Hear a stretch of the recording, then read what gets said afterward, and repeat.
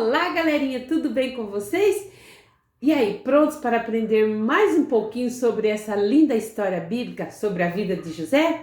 Eu espero que vocês estejam na expectativa, assim como eu estou, aí na companhia da sua família ou dos seus amigos, mas principalmente na companhia do nosso amigo Jesus e do doce e amado Espírito Santo. Na nossa história de hoje, nós vamos ver que alguém queria matar um dos filhos de Jacó. Quem será que queria fazer uma coisa tão terrível assim? Qual dos filhos era tão odiado a ponto de alguém querer matá-lo? Vamos descobrir?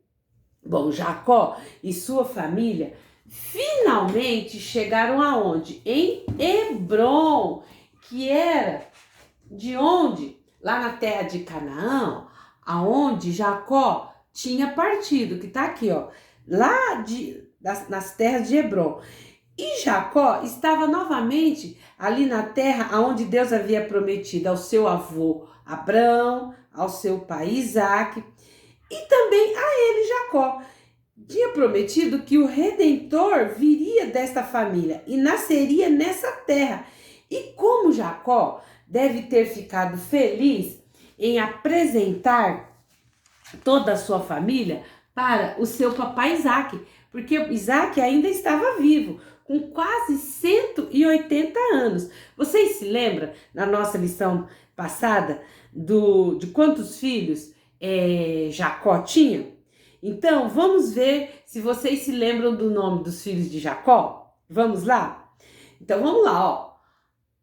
Ruben, que era o primeiro, depois veio Simeão, Levi, Judá, Dan, Naftali, Gade, Azer, Isacar, Zebulon, José e Benjamim, e também a sua filha Diná. Então, ele tinha 12 filhos homens e uma filha mulher. E Jacó, agora ele não se chamava mais Jacó, agora ele se chamava Israel. E nós vimos, nosso encontro passado, que Jacó amou mais a Raquel do que a Lia. E por isso ele amava mais ao seu primeiro filho de Raquel, que era José, mais do que a todos os outros filhos. E Jacó deu uma túnica, né? Ele fez, quando José agora já estava com 17 anos, ele fez uma túnica colorida e deu para José.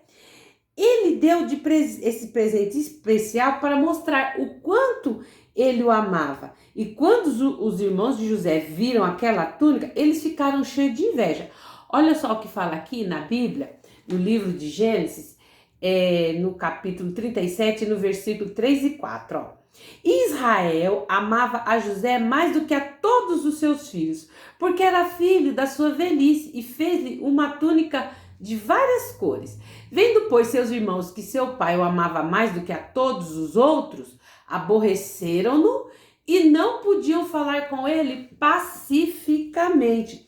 Então, os irmãos de José ficaram com inveja dele e não falavam mais com ele de maneira educada. Quando José já falava, deixa as paciências, olha lá, levei aquele xarope, filhinho do papai, é o queridinho, é o bebezinho do papai. Eles zombavam, eles não suportavam José. E ainda, para piorar essa situação, um dia Deus deu para José um sonho. Porque nos tempos bíblicos, crianças, uma das maneiras, até hoje Deus ainda usa esta maneira para falar conosco, através de sonhos. Mas era uma das maneiras, assim, muito especiais de Deus falar com as pessoas. Porque as pessoas ainda não tinham a Bíblia Sagrada para, através dela, saber o que Deus queria. Então, qual era a maneira que Deus, uma das maneiras que Deus usava para falar com o povo, com as pessoas? Através de sonhos. E neste sonho especial, Deus deu a José um vislumbre do que aconteceria no futuro. Porque Deus sabe todas as coisas, até mesmo o nosso futuro. Então Deus sabe o nosso passado, o nosso presente e o nosso futuro. E esse sonho foi apenas o primeiro sobre José e seus irmãos.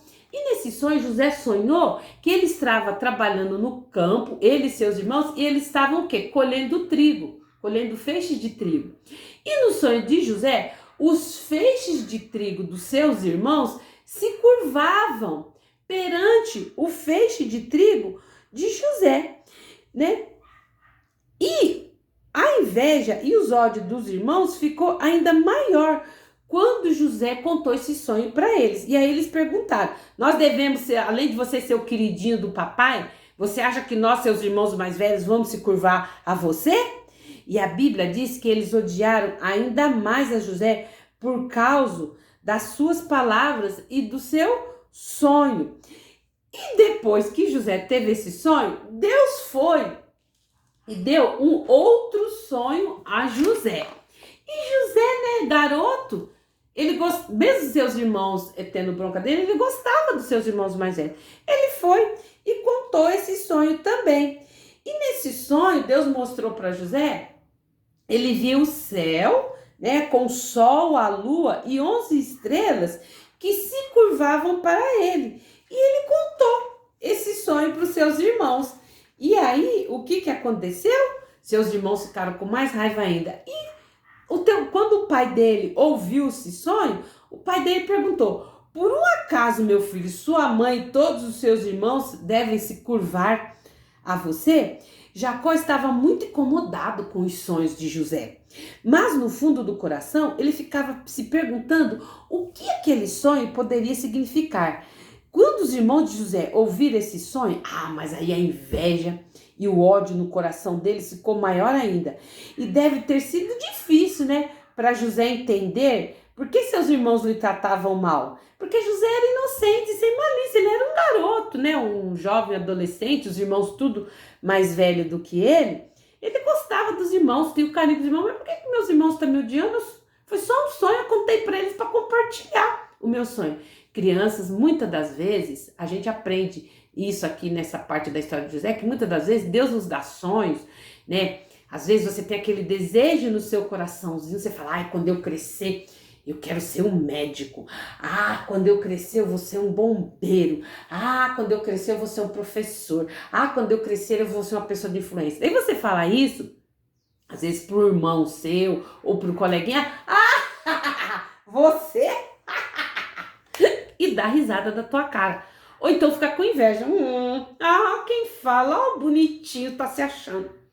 Então, muitas das vezes, nós devemos, Deus nos dá sonho, nos dá desejo no coração, que não é para todo mundo que a gente deve contar. Só que José não tinha esta malícia, não é? E quando os irmãos ouviram o seu sonho, ficaram com muita inveja. Mas Deus estava mostrando a José algo sobre o futuro. Deus iria trabalhar para cumprir as suas promessas de fazer da família de Jacó, que agora era Israel, uma grande nação. A nação de onde viria o nosso Redentor Jesus. E em meio a essa dificuldade, José podia confiar em Deus. E você também pode confiar em Deus. Se você já creu em Jesus como seu Salvador, você pode saber que Deus está no controle da situação, no controle da sua vida, mesmo quando você não está entendendo. E existe uma palavra que significa que Deus está no controle. Essa palavra é soberano. Deus, ele é soberano. E a Bíblia, no Salmo 103, e no versículo 19, fala: o Senhor estabeleceu seu trono nos céus e como rei domina sobre tudo o que existe. Então, Deus governa tudo. Algumas vezes Deus permite que aconteça coisas ruins que você não entende, mas não há nada que seja surpresa para Deus ou que ele não entenda, porque ele é soberano e está no controle de tudo. Você talvez pode estar preocupado porque seu papai perdeu o emprego, ou você pode se perguntar como é que ele vai comprar as coisas, né, para sua família.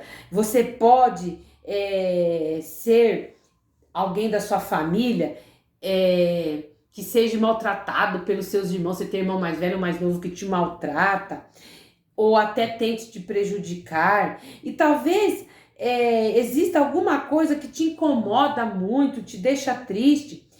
e você não tem com quem conversar, mas conversa a Deus sobre tudo. Você pode conversar com um adulto também que você confia. É bom para você crer em Deus, mesmo quando você não entende o que está acontecendo. Os caminhos de Deus são mais altos do que o nosso entendimento. Isaías 55:9 fala: assim como os céus são mais altos do que a terra, também os meus caminhos são mais altos do que os seus caminhos, e os seus pensamentos mais altos do que os meus pensamentos. Deus sabe o futuro. Então, se Ele é o Criador do céu, da terra, Ele criou a mim, criou você, Ele está no controle de tudo, Ele é soberano para resolver todas as situações da nossa vida. Pode ficar tranquilo, porque Deus está no controle. Você pode confiar nele nos momentos difíceis. Assim como José podia confiar na soberania de Deus em cumprir o seu plano através da família dele, mesmo em momentos difíceis. E um dia, os 10 irmãos mais velhos de José, depois que ele teve esse sonho, eles eram o quê? Pastores de ovelhas. E aí, ali onde eles estavam, em Hebrom, né, na cidade de Hebrom, estava havendo uma escassez, né, de pasto. Tinha pouca comida para as ovelhas. E aí eles saíram daqui de Hebrom e foram para Siquém. Passaram por Belém, por Betel e foram até Siquém. E de Hebrom até Siquém dava uma distância de mais ou menos 80 quilômetros.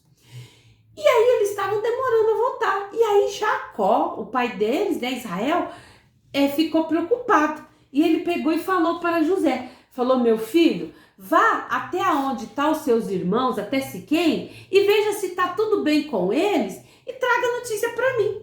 Só que quando José foi até Siquém, os irmãos deles não estavam lá. Aí José saiu procurando eles pela cidade de Siquém. Aí outros pastores falaram: olha, o irmão de vocês passou por aqui, mas eles não estão aqui não. Eles foram um pouco mais para frente com as ovelhas. Eles saíram de Siquém e foram até Dotã.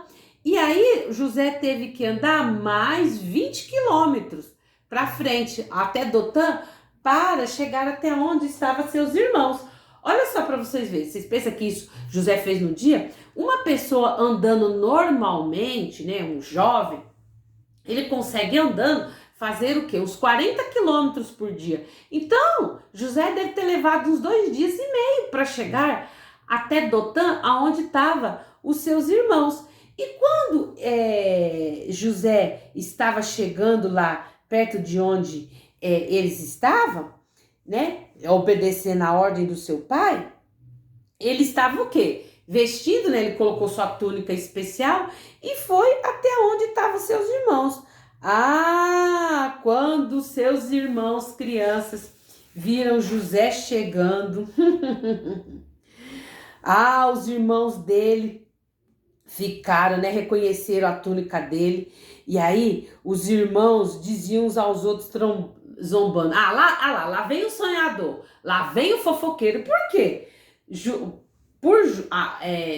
Jacó, né, Israel amar muito José, ele sempre, os irmãos mais velhos iam cuidar dos rebanhos, mas José sempre, Jacó deixava perto dele. Ele não queria que José ficasse muito longe. Então, quando os irmãos iam fazer alguma coisa que o pai mandava, depois o pai falava: José, vai ver se seus irmãos estão fazendo o que eu mandei eles fazer, vai ver se eles estão cuidando das ovelhas mesmo, ou se eles estão distraídos, vai lá, vê o que eles estão fazendo e vem falar para mim. Hoje a gente diria que José seria o fofoqueiro da família, né? Mas só que ele fazia isso não porque ele queria fofocar dos seus irmãos, mas é porque ele também amava muito o papai, ele era obediente a seu pai. Então tudo que o papai pedia, José fazia. Só que os irmãos, por inveja e por raiva dele, ficavam com bronca de José. E aí eles falavam: lá vem o sonhador. E eles não suportavam nem ver José se aproximando com a sua túnica especial. Eles estavam cheios de inveja e de ódio. E sabe o que eles fizeram? Prepararam um plano terrível. Um dos seus irmãos sugeriu: vamos matar José? Depois a gente joga o corpo dele num desses buracos e diremos que algum animal o atacou. Aí nós vamos ver o que vai ser desse sonhador, o que ele vai fazer com o sonho deles. O ódio estava fazendo os irmãos de José pensarem em assassinar José. Olha só, turma. Mas o irmão mais velho de José, o Rúben, tentou fazê-los mudar de ideia. Ele disse: não vamos matar José, não. Ele é sangue do nosso sangue. Vamos fazer o seguinte: vamos apenas jogá-lo num buraco. Por quê? Rúben secretamente falou: não, se a gente fazer mal para José, vai deixar meu pai muito triste, né? Por mais que a gente tenha bronca de José, a gente ama o papai, não vamos deixar o papai triste. Ele planejava, depois que os irmãos estivessem longe, ele ir lá e resgatar José e falar: vai embora, José, corre, perna para que te quero, para eles não fazerem maldade com você, né? Mas todos os irmãos concordaram com o plano de Rúben. Eles esperaram e observaram José se aproximar. Quando José chegou, eles o pegaram, arrancaram a sua túnica, arrancaram a túnica de José e jogaram José dentro de um buraco. Imagina só como foi para José. Como será que ele estava se sentindo, né? Confuso, com medo. Os irmãos não se arrependeram de fazer isso com José. Na verdade, eles sentaram lá próximo do buraco, almoçaram, comeram como se nada tivesse acontecido. José estava lá: Simeão, Rubem, Judá, socorro, me tira daqui, o que vocês estão fazendo? Por que vocês me jogaram aqui? E eles lá nem tchum. E nisso Rubem deu uma saidinha, foi para mais longe para ver uma ovelhinha, talvez que estivesse desgarrada, e ficou ali os seus 10 irmãos. Então, enquanto eles estavam comendo, eles perceberam uma longa fila de camelos se aproximando. Era uma grande caravana de viajantes, de mercadores. Os mercadores eram das terras do quê? De Midian. E eles eram chamados o quê? De midianita. Eles estavam indo para onde? Para o Egito. Então, eles estavam indo vender as suas mercadorias, suas especiarias, né? Lá no Egito. Eles estavam aqui em Dotã, né? E aí os mercadores passaram por aqui e eles estavam o quê? A caminho do Egito, né? E aí quando os irmãos de José viram essa caravana passando, o que eles fizeram? Ah, de que adianta matar nosso irmão e jogá-lo nesse poço vazio? Se nós matarmos ele, não vai ficar legal. Vamos vendê-lo para esses mercadores, pois José é nosso irmão, não vamos matá-lo. Quando Judá disse isso, o Rúben não estava por ali para proteger José. Então, José deve ter ficado se perguntando o que aconteceria com ele. Ele não tinha como saber, porque ele estava lá no fundo do buraco, mas Deus estava trabalhando no seu plano perfeito para cumprir a sua promessa a Abraão e proteger a família de Jacó. Deus podia usar essa incrível experiência ruim na vida de José para o bem. Apesar de não compreender exatamente o que estava acontecendo, José podia confiar em Deus, porque Deus ele é soberano. Assim como você também, criança, pode confiar em Deus. E José, ele estava passando por essa terrível experiência. Quando aqueles mercadores chegaram perto deles, Judá conversou com seus irmãos sobre vender José, e aí eles tiraram a túnica colorida que José estava, né? Primeiro tiraram José lá do buraco, depois tiraram a túnica dele e ofereceu eles aos mercadores. E os mercadores pagou por José o preço de um escravo, né? De 4 dias de trabalho, 20 peças de prata por José. Os mercadores foram embora levando José com eles para o Egito. E José precisava confiar em Deus, porque ele tinha que saber que Deus estava no controle da situação. Quando Rúben voltou para tirar José do buraco, ele ficou assustado ao ver que o buraco estava vazio. José sumiu, e agora o que é que eu vou fazer? Ele estava tão transtornado, Rúben ficou tão transtornado que ele pegou as vestes dele e rasgou de agonia. Isso era comum na época. Os homens, quando estavam nervosos, chateados, pegavam suas vestes e rasgavam. Porém, seus irmãos continuaram com o plano deles.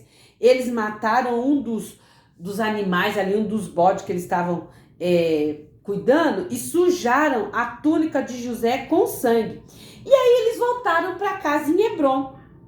Quando eles voltaram, né? Eles saíram lá de Dotã e voltaram para Hebrom. Voltaram lá os 100 quilômetros. Quando eles chegaram em casa, eles pegaram a túnica de José e entregaram a túnica para o pai dele, Jacó. E fizeram o quê? Contaram uma mentira. Falou, olha, nós encontramos esta roupa pelo meio do caminho. Esta não é a túnica do seu filho? Ele não falou bem assim. Não seria essa, papai, a túnica do nosso irmão? O senhor mandou nosso irmão fazer alguma coisa? Não.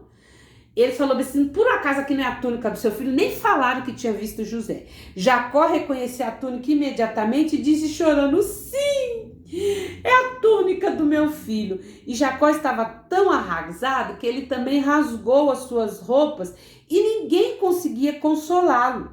Ele disse com tristeza, vou lamentar a morte de José até o dia da minha morte.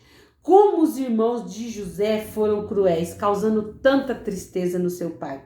E Jacó acreditou que seu filho favorito tinha morrido. Mas José tinha morrido, crianças? Não, José não estava morto.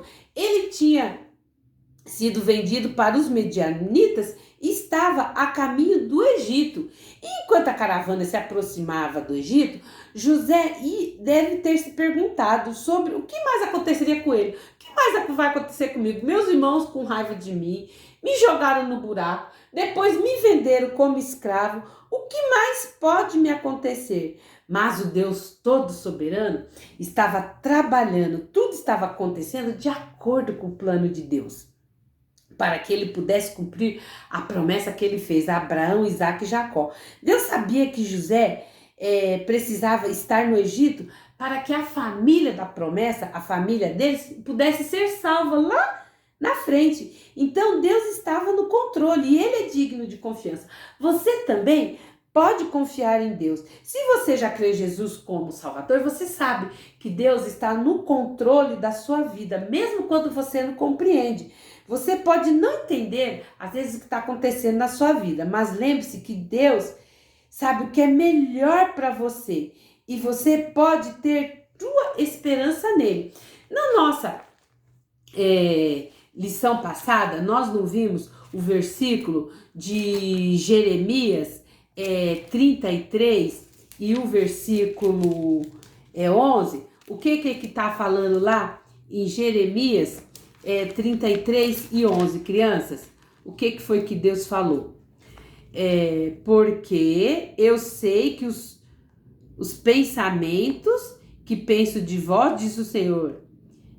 Não, esse é Jeremias 29 e 11 que fala, porque eu bem sei que os pensamentos de vós, diz o Senhor, são pensamentos de paz e não de mal, para vos dar o fim que esperais. Então, aqui em Jeremias 29 e 11, nós vemos que os pensamentos de Deus para nós são os melhores pensamentos, não são pensamentos ruins, são pensamentos bons. Então, lembre-se que Deus está no controle de tudo, porque Ele é soberano.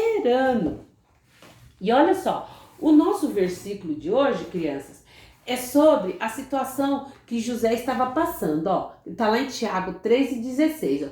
Porque onde há inveja e espírito faccioso, aí há perturbação e toda obra perversa. Tiago 3,16.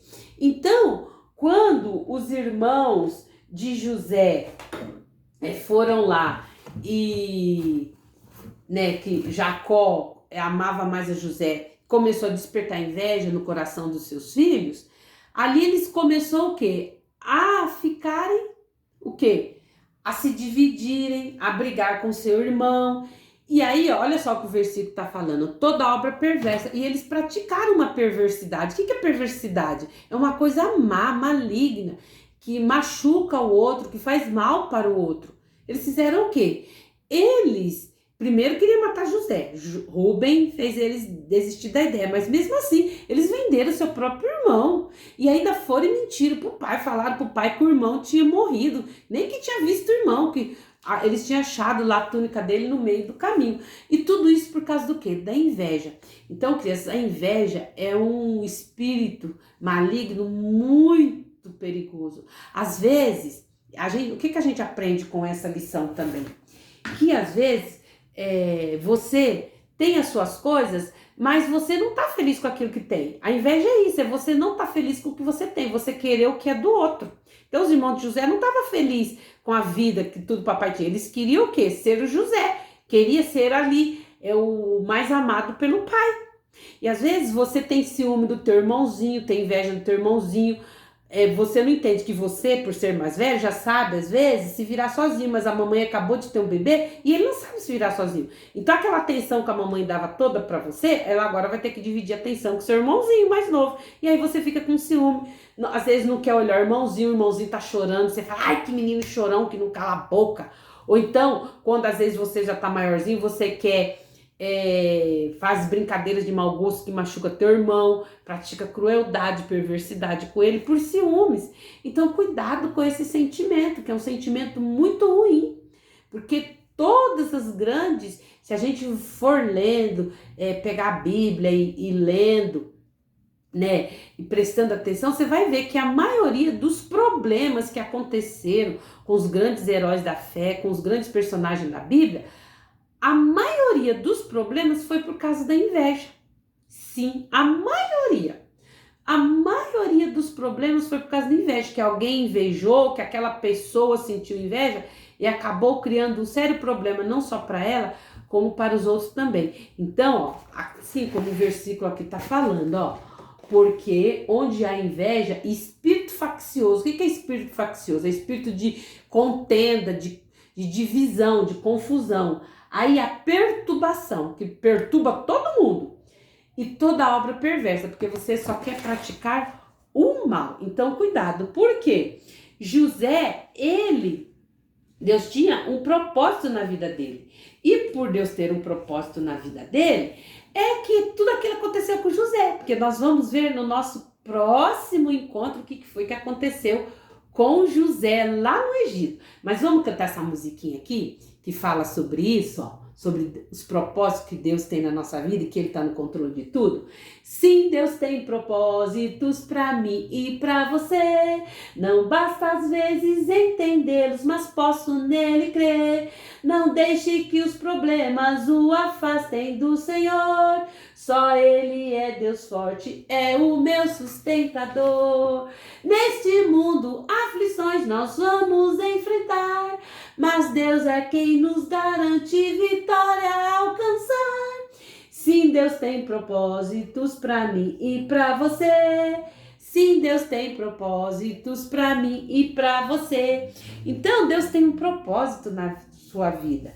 Não se esqueça que Ele está no controle de tudo e Ele cumpre todas as suas promessas. Bom, turminha, vamos fazer uma oração, agradecer a Deus e pedir para Ele que todo esse sentimento ruim, a inveja, o ciúme, esse sentimento faccioso, ó, show, para longe da gente. Show, fica bem afastado. Que dentro do nosso coração haja amor, paz, alegria, união. Você que tem seus irmãos, que você tenha lá no Salmos, o salmista fala bem assim, no Salmo 133, ó, quão bom e quão suave é que os irmãos vivam em união. Então, quando fala irmãos, não está falando só os irmãos ali de sangue da sua carne, mas os seus irmãos ali, seres humanos, né? Porque todos nós, quando você vê uma caveira assim, ó, todos nós lá por dentro, independente da cor de pele, da raça, do país que mora, todos nós lá dentro da nossa caveira é toda igual. Então, perante Deus, nós somos todos iguais, somos todos irmãos. Então, quando o salmista fala com bom e com suave é que os irmãos vivem em união, é que toda a humanidade viva de forma harmoniosa e pacífica. Então, quando fala nessa união, é união com o seu irmão de família, de sangue, é união com o seu irmãozinho, um amiguinho lá da escola, é união, harmonia com o seu amiguinho da rua, com o seu amiguinho da igreja, com seus familiares. O importante é viver em união. Então vamos orar?